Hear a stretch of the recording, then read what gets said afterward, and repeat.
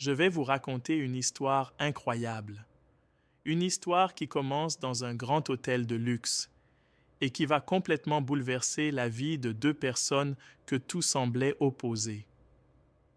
Tout a commencé quand Dra Omisagna courait dans le long couloir animé du Grand Crystal Hotel. Elle poussait son chariot de nettoyage devant elle. Ses cheveux étaient attachés en un chignon un peu défait et son uniforme portait les traces de longues heures de travail sans pause. Depuis plusieurs jours, elle dormait à peine. Les factures de l'hôpital pour son petit frère continuaient de s'accumuler et chaque double service ressemblait à une montagne qu'elle devait gravir seule. Elle jeta un coup d'œil à sa liste de chambres. La prochaine, la suite présidentielle 1503. Au même moment, à l'entrée de l'hôtel, un homme descendait d'une voiture de luxe. Son nom, Kairo Adalaya. Un jeune milliardaire de la tech, venu tout droit de Dubaï pour conclure un accord commercial extrêmement important. Des investisseurs l'attendaient. L'avenir de sa nouvelle entreprise d'intelligence artificielle dépendait de cette réunion. Mais Kairo était déjà de mauvaise humeur. Son jet privé avait été retardé. Son assistant avait mélangé les rendez-vous. Et pour couronner le tout, sa suite n'était toujours pas prête. Téléphone collé à l'oreille, il avançait d'un pas rapide dans le couloir. C'est là que le destin est intervenu. Dra, concentrée sur son travail, ne l'entendit pas arriver. Elle tourna à l'angle du couloir avec son seau et sa serpillière, exactement au moment où Kairo arrivait de l'autre côté. Crash! L'eau sale éclaboussa les chaussures de designer de Kairo et le bas de sa chemise blanche impeccable. Son téléphone glissa presque de sa main. Pendant une seconde, tout s'arrêta. Dra resta figé, les yeux écarquillés. Oh non! Oh mon Dieu! Monsieur, je suis tellement désolé. Les yeux de Kairo se plissèrent. Tu te rends compte de ce que tu viens de faire? Grogna-t-il. Je ne vous ai pas vu? Pardon?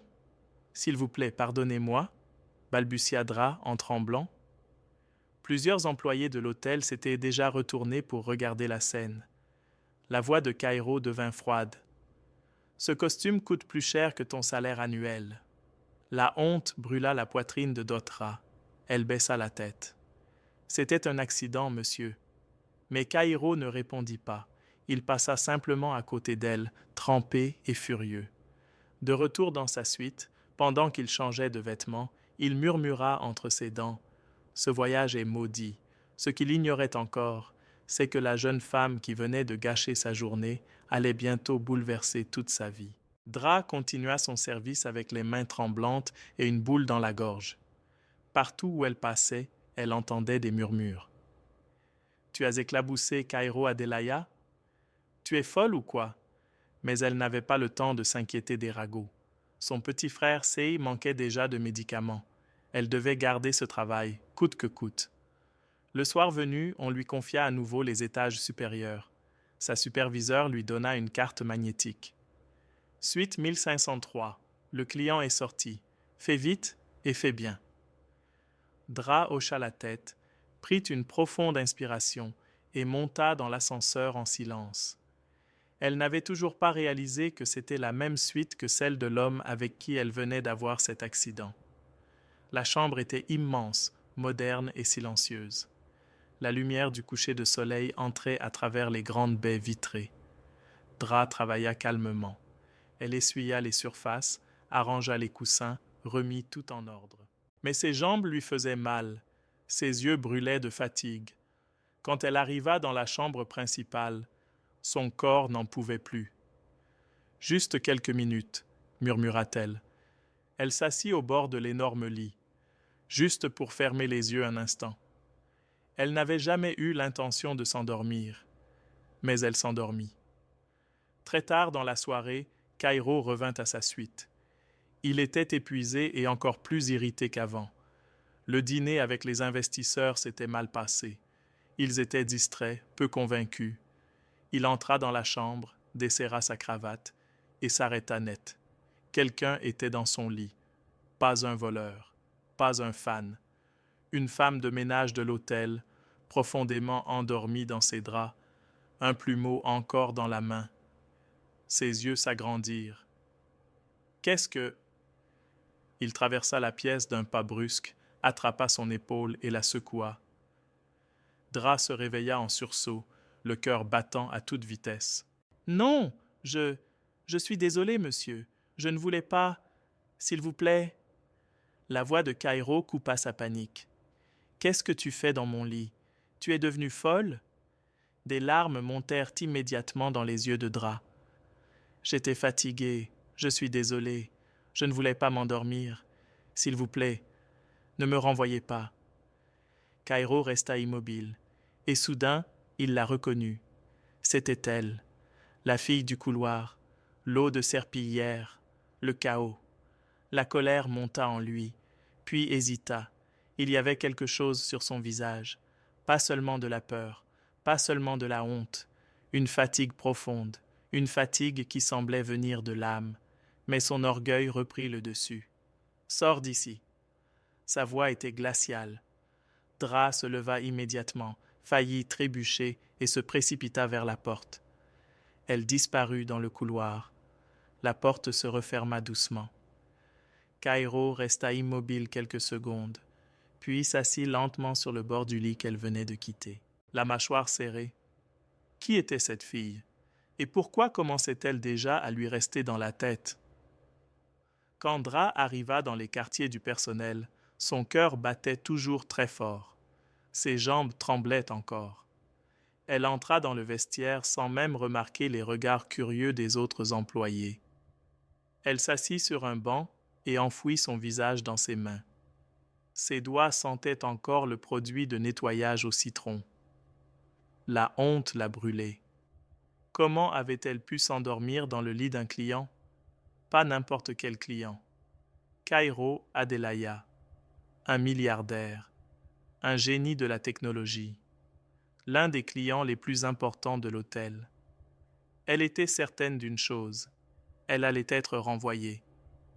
Quelques minutes plus tard, sa superviseure entra dans la pièce en agitant un clipboard. « Dara, qu'est-ce que tu as fait? Je ne voulais pas. Tu t'es endormi dans son lit. Tu te rends compte de la chance que tu as qu'il n'ait pas appelé la police? Je vous jure que c'était un accident. Je ne veux pas d'excuses, cria-t-elle. À partir d'aujourd'hui, tu ne nettoieras plus jamais sa suite. Jamais. Dra hocha rapidement la tête. Oui, madame. La superviseure soupira. Il ne t'a pas fait renvoyer. Considère-toi chanceuse, mais ne fais plus jamais une erreur pareille. Compris? Murmura Dra. Cette nuit-là, Dra ne rentra pas directement chez elle. Elle alla à l'hôpital public tout proche. Dans une petite chambre, son frère Sei dormait, pâle et fragile. Elle repoussa doucement une boucle de cheveux sur son front et resta là à le regarder respirer. Ses propres peurs passaient toujours après lui. Pendant ce temps, au Grand Crystal Hotel, Cairo se tenait devant la fenêtre de sa suite. La ville brillait de 1000 lumières. Il essayait d'oublier cette fille étrange, cette employée silencieuse qui avait gâché sa journée, puis s'était endormie dans son lit comme si c'était le sien. Mais il n'arrivait pas à arrêter d'y penser. Qui travaille au point de s'évanouir de fatigue? Quelle vie peut mener une personne comme elle? Il ouvrit sa tablette et regarda un rapport financier. Mais les chiffres ne voulaient plus rien dire. Il ferma l'écran, s'adossa au fauteuil et murmura « Il y a quelque chose chez elle, quelque chose qu'il ne comprenait pas, et quelque chose qu'il n'avait pas envie de ressentir. Pas encore. » Le lendemain matin, Dra arriva très tôt pour son service. Ses yeux étaient lourds après une nouvelle nuit presque sans sommeil. Elle s'attendait déjà aux moqueries, aux chuchotements et aux regards moqueurs. Mais, contre toute attente, l'ambiance était différente. Les employés semblaient étrangement silencieux autour d'elle. Personne ne riait. Personne ne la taquinait. En réalité, certains évitaient même de croiser son regard. Ce n'est qu'en arrivant près des cuisines que sa superviseure l'arrêta de nouveau. Cette fois, elle avait l'air un peu perplexe. « On t'a spécialement demandé. » Dra cligna des yeux. « Moi? » « Oui. » Service en chambre. Suite 1503. Monsieur Adelaya a demandé ton nom. Elle resta figée. Pourquoi? La superviseure haussa les épaules. Aucune idée. Apporte le plateau et reviens immédiatement. Et comporte-toi correctement.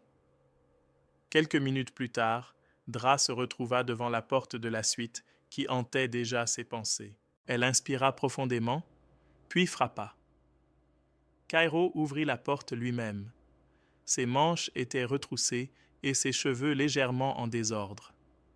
Il ressemblait moins à un milliardaire et davantage à un homme qui, lui aussi, n'avait pas beaucoup dormi. « Entre, dit-il simplement.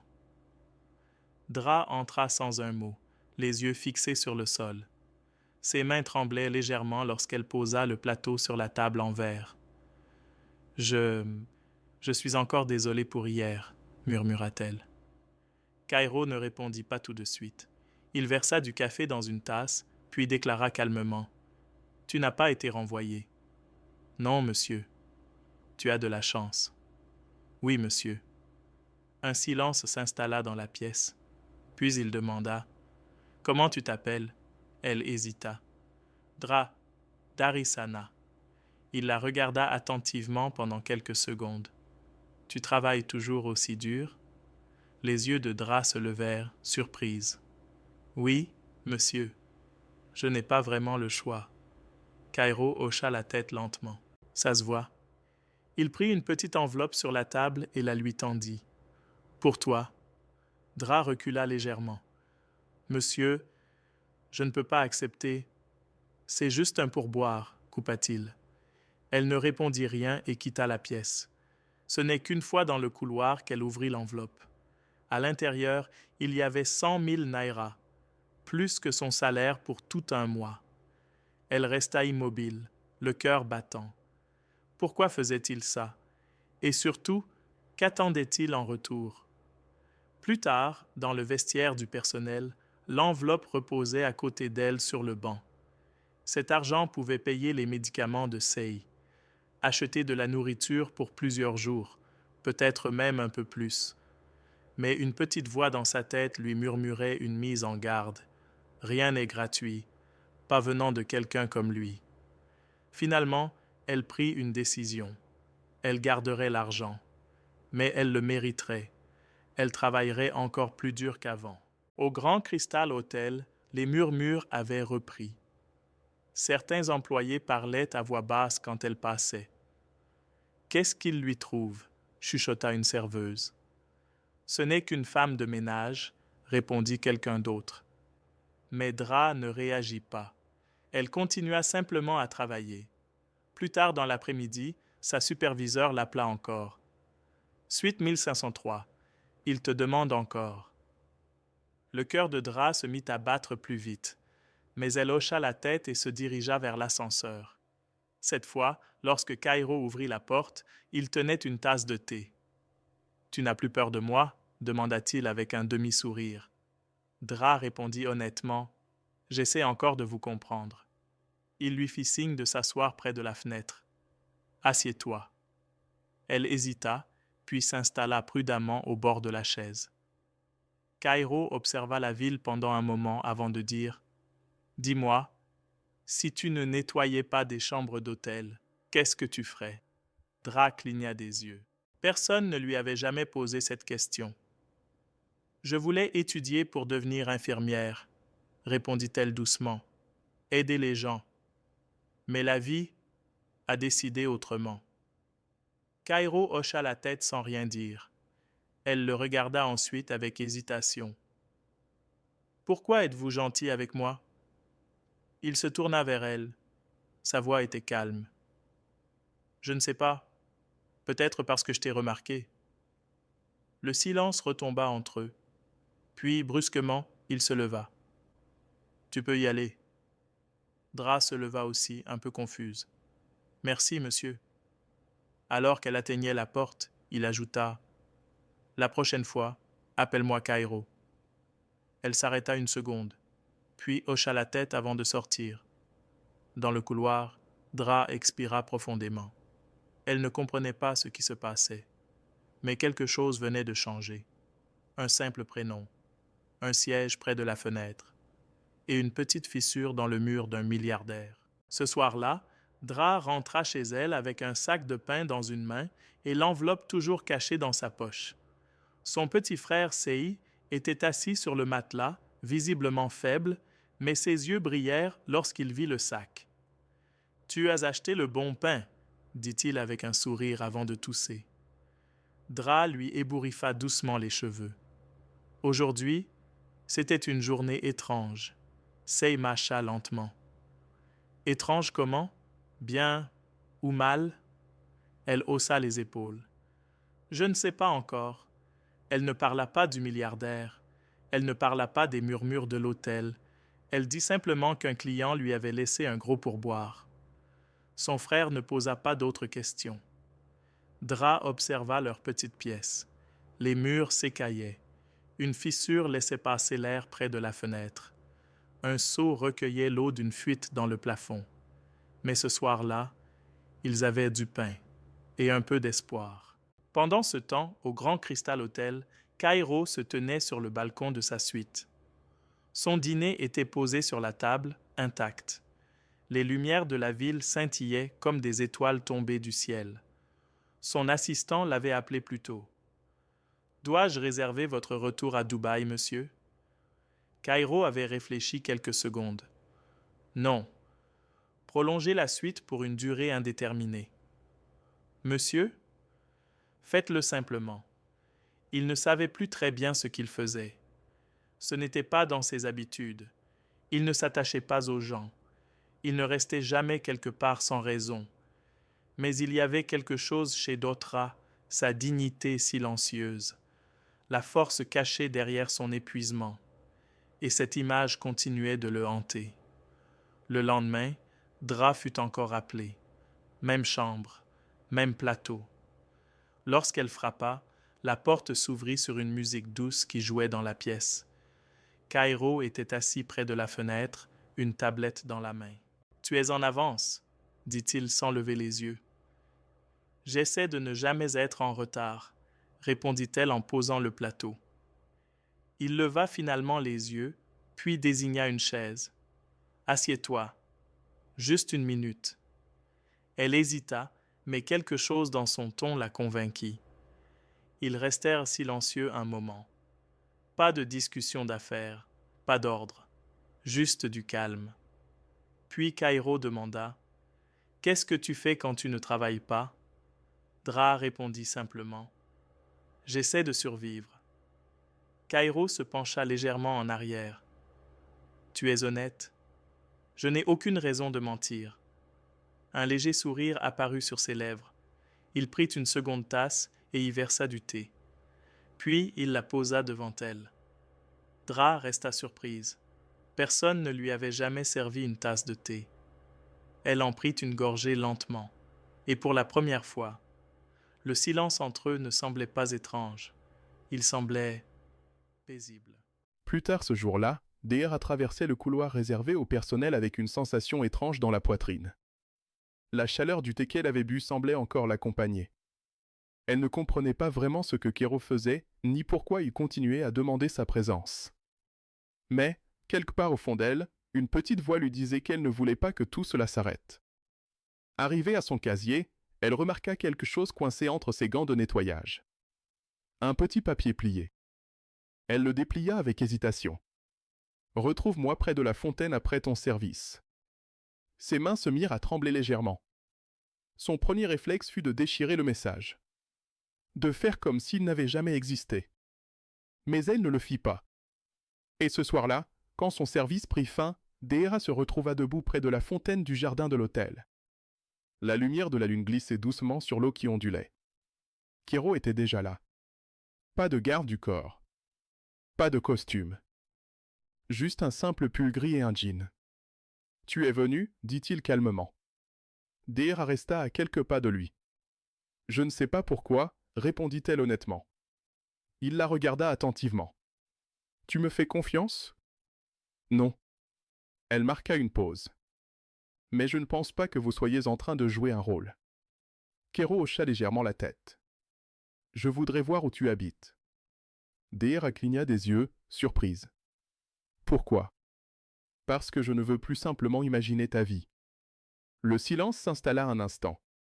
Puis Deira répondit, je n'emmène pas les gens chez moi. Je ne suis pas les gens. C'est bien ça le problème. Ils restèrent là quelques secondes dans une tension silencieuse. Kero fit un pas vers elle. Sa voix devint presque un murmure. Je ne cherche pas à te réparer, ni à te changer.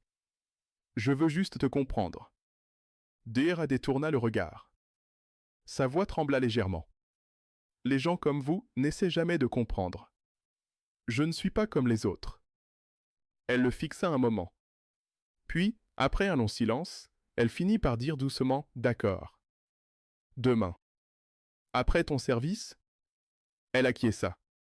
Un sourire apparut sur son visage. Pas un sourire arrogant. Un sourire plus simple, presque doux. Merci. En rentrant chez elle ce soir-là, les pensées de Deira tourbillonnaient dans sa tête. Qu'est-ce qu'elle faisait? Cet homme vivait dans des gratte-ciel. Elle vivait derrière des clôtures cassées. Lui parlait en Iliard. Elle comptait les pièces dans sa poche. Et pourtant, il y avait quelque chose dans la manière dont il la regardait. Quelque chose qui lui donnait l'impression qu'elle n'était plus invisible. Et pour une fois, elle n'avait pas envie de disparaître. Le lendemain, Deira ne mangea presque rien. Son estomac était trop noué. Après son service, elle enfila sa robe la plus simple, peigna ses cheveux et choisit les sandales les moins abîmées qu'elle possédait. Quand elle sortit de l'hôtel, Kero l'attendait déjà près du parking, appuyé contre un SUV noir. Cette fois encore, il ne portait pas de costume. Juste une chemise et un pantalon simple. Pas de montre de luxe. Pas cette aura de puissance habituelle. Quand il la vit, il sourit doucement. « Prête ?» Deira hésita, puis hocha la tête. Le trajet se fit presque en silence. Kero ne parla pas tant qu'elle ne dit rien. Finalement, Deira rompit le silence. « C'est la plus longue route que j'ai jamais faite avec un inconnu. » Kero répondit calmement, « Peut-être que nous ne sommes plus des inconnus. » Elle lui lança un regard. Sa voix était douce, mais ses mots semblaient porter un poids particulier. Ils arrivèrent dans son quartier juste après le coucher du soleil. Les lampadaires clignotaient comme s'ils étaient trop fatigués pour briller. Des enfants jouaient dans la poussière de la rue. On entendait au loin le bourdonnement des générateurs. Kero sortit de la voiture sans hésiter. « Tu n'es pas obligé, » commença Deira. « J'en ai envie. » Ils marchèrent lentement jusqu'à son immeuble. La rue se rétrécissait. Quelques voisins observaient discrètement depuis leurs fenêtres. « Voilà, c'est ici, » dit-elle à voix basse. Devant, il se trouvait une porte de métal rouillée avec une poignée tordue. Kero resta silencieux pendant qu'elle l'ouvrait. À l'intérieur, son petit frère releva la tête depuis son matelas. Ses yeux s'agrandirent. « Dara, c'est qui ?» Deira s'agenouilla à côté de lui. « Un ami. » Kero fit un petit signe de la main. « Salut. Je m'appelle Kero. » Les yeux de Sei brillèrent immédiatement.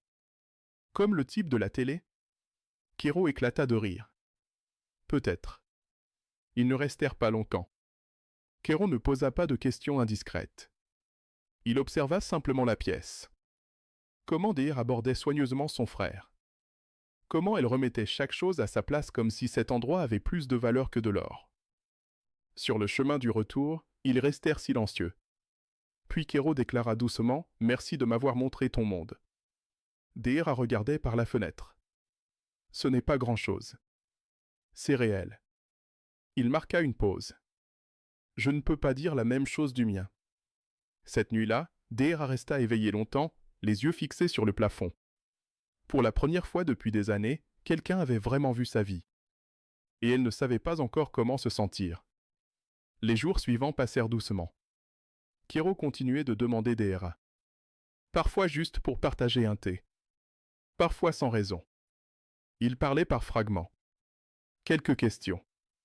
Quelques regards. Pas de grandes promesses. Pas de déclarations. Mais quelque chose grandissait entre eux. À l'hôtel, Deira gardait la tête baissée. Les murmures continuaient. On dit qu'elle passe ses nuits dans sa suite, elle a juste de la chance, elle va tomber de haut, comme toutes les autres. Deira ne répondait jamais. Au lieu de cela, elle travaillait plus dur encore. Nettoyait mieux. Parlait moins. Elle ne voulait pas de favoritisme. Elle ne voulait pas être sauvée. Pendant ce temps, Kero se surprenait lui-même. Il devenait distrait pendant ses réunions. Ses pensées s'échappaient pendant les appels importants. Et chaque fois que Deira frappait à la porte de la suite, quelque chose de nouveau s'installait en lui. Il se répétait que ce n'était rien. Juste une curiosité. Une distraction passagère. Mais au fond de lui, il savait qu'il se mentait. Puis un jour, il vit un collier dans une boutique. Une fine chaîne en argent, simple et élégante. Pas voyante. Juste belle. Comme Deira. Il l'acheta sans réfléchir. Mais il ne le lui donna pas immédiatement. Plusieurs jours passèrent. Finalement, un soir, il glissa la petite boîte sous un tas de linge plié dans la salle de service de l'hôtel. Pas de mots. Pas de signature. Quand Deira trouva la boîte, son souffle se coupa. Elle l'ouvrit lentement. Le collier brillait doucement sous la lumière. Elle n'avait pas besoin de demander qui l'avait laissé. Elle le savait déjà. Cette nuit-là, elle le porta sous son uniforme. Personne ne le vit. Personne, sauf lui. Le lendemain matin, quand Deira apporta le petit déjeuner à la suite, Kero remarqua la chaîne qui dépassait légèrement de son col. Ils n'en parlèrent pas. Mais leurs regards se croisèrent. Un regard long, calme, silencieux. Un regard qui disait tout ce qu'aucun des deux n'osait encore prononcer. Ils ne se touchèrent pas. Ils ne parlèrent pas d'amour. Mais tous les deux savaient qu'ils se trouvaient désormais au bord de quelque chose de profond. Et de dangereux.